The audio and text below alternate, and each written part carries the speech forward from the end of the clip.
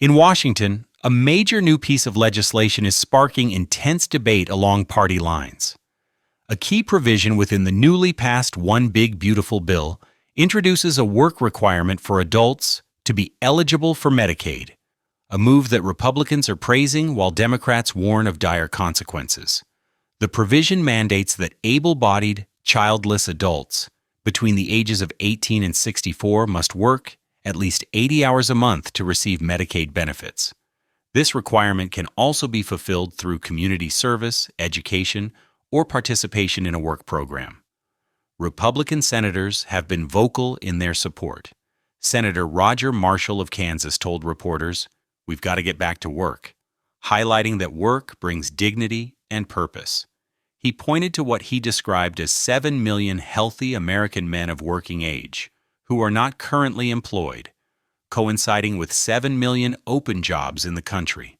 Senator Bill Hagerty of Tennessee echoed this sentiment, stating that disincentives to work are a real problem and that taxpayers should not be footing the bill for able-bodied citizens. Senator Tommy Tuberville of Alabama was more blunt, suggesting that many younger people have become socialists who are living off the government, and that the country must return to its foundation of hard work.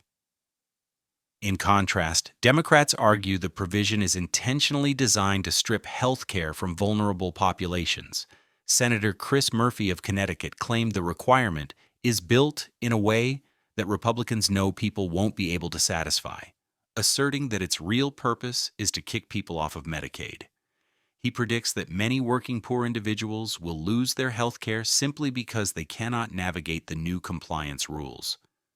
Senator Mark Kelly of Arizona provided a stark figure, stating the legislation could ultimately kick 300,000 of his constituents off their health coverage, forcing them to make impossible choices between food, rent, and medical care. The dispute extends to the data itself. The Congressional Budget Office, or CBO, has become a point of contention.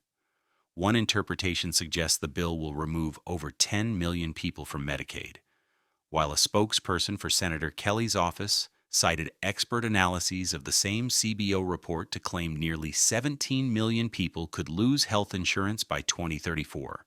However, James Agresti, president of the Public Policy Research Institute Just Facts, counters that this larger figure is an exaggeration that incorrectly includes the expiration of temporary COVID-era Affordable Care Act credits, which were never intended to be permanent parts of this bill. This legislative achievement is being framed by the White House as the capstone of a remarkably successful period for the Trump administration. Beyond the passage of the Big Beautiful Bill, the administration is pointing to a series of recent victories across multiple fronts, creating a wave of political momentum heading into the summer. The bill itself, a sweeping $3.3 trillion measure, makes permanent the individual and business tax breaks from the 2017 Tax Cuts and Jobs Act, raises the debt limit by $5 trillion, and allocates approximately $350 billion for defense and a mass deportation initiative. It also rescinds certain green energy tax credits from the previous administration. On the foreign policy front, the administration is championing recent strikes against Iranian nuclear facilities. While initial reports leaked to the media cast doubt on the effectiveness of the mission, the Pentagon's own internal intelligence assessments now indicate the strikes successfully set back Iran's nuclear program by 1 to 2 years. Domestically, the administration secured a major legal victory at the Supreme Court.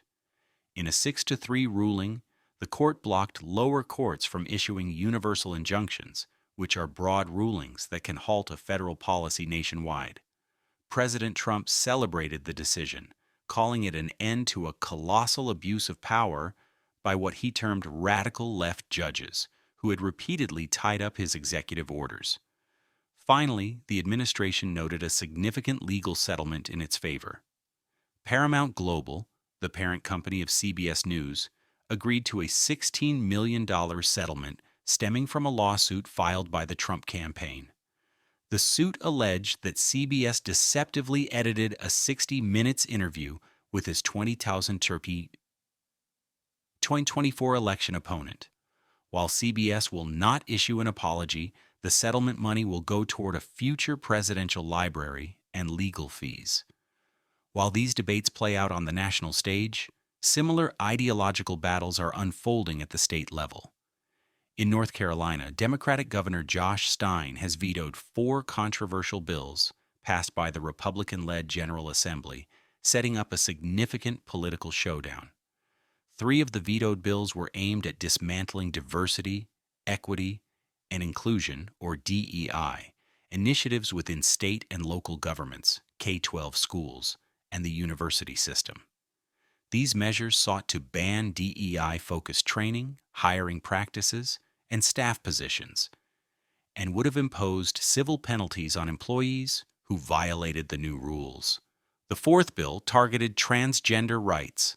Governor Stein blasted the legislation as mean-spirited, arguing it would marginalize vulnerable people and serve as a distraction from more pressing issues, like passing a state budget and giving pay raises to teachers and state employees. Republicans, who have made eliminating DEI a major priority, argue that such programs have harmfully overemphasized identity politics to the detriment of merit and unity. The transgender bill was also complex. It began as a bipartisan effort to curb sexual exploitation by enforcing age verification for pornography websites, but later had controversial provisions added. These included a ban on state-funded gender-affirming procedures for prisoners and a requirement that if a person changes the sex on their birth certificate, the new certificate must be officially attached to the old one. All 4 bills now return to the General Assembly, which may attempt to override the governor's vetoes later this month. However, Republicans are currently 1 vote short of the veto-proof supermajority needed in the State House, making the outcome uncertain. Meanwhile, on the immigration front, the Department of Homeland Security announced it has successfully deported 8 criminal illegal aliens to South Sudan. The department said the move came after weeks of delays caused by what it called activist judges. The deportation effort had been stalled by a series of lower court rulings until the Supreme Court intervened on July 3rd, granting the Trump administration's motion to enforce its third country removal policy. According to DHS, the 8 deported men had extensive and violent criminal histories in the United States. Their convictions included heinous crimes such as homicide, first-degree murder, armed robbery, kidnapping, drug trafficking, and sexual assault involving a child and an incapacitated victim. Several had been sentenced to life in prison for their offenses.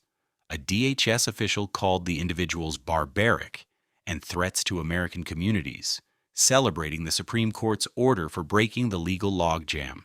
The department framed the successful deportation, which occurred on Independence Day, as a significant victory for the rule of law and the safety of the American people, and thanked the IC officers who had been stranded abroad while the legal challenges played out. As these established political forces clash, a new potential disruption has emerged from the tech world. Entrepreneur Elon Musk has announced the formation of a new political party called the America Party.